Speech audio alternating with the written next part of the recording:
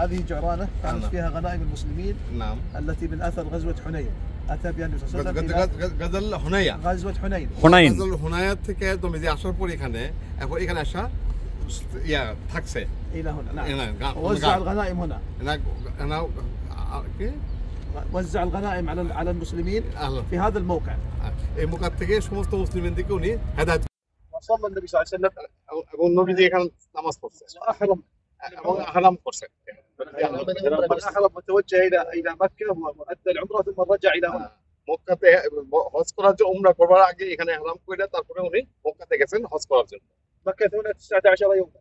19 19 মানে 29 দিন أيوة. 29 দিন থাকছেন এখন 29 দিন। জাযাকাল্লাহ খায়ের, জাযাকাল্লাহ খায়ের। هذه البيت هذا بيت نعم.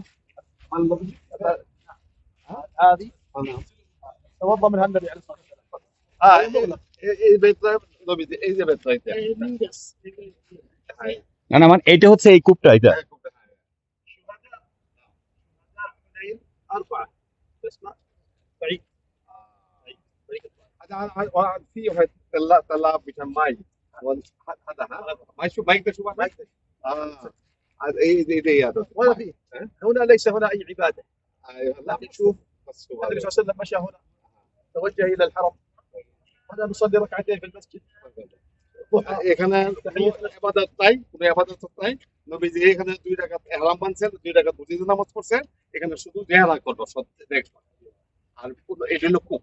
জি না না دعاء عند كعبة كذا.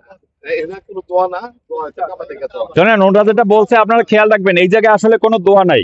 এই জায়গায় মসজিদে ঢুকবো 2 রাকাত নামাজ পড়বো, এই জায়গা দিয়ে ইহরাম করা যাবে, কিন্তু দোয়া হইলো কাবায়, সব কাবায় ইনশাআল্লাহ।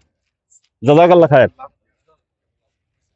সালাম আলাইকুম। 2 জন সৌদিয়ান লোক এখানে ছিলেন, তারা আমাদেরকে ডিরেকশন দিলেন যে এখানে কি আছে না আছে সেটা।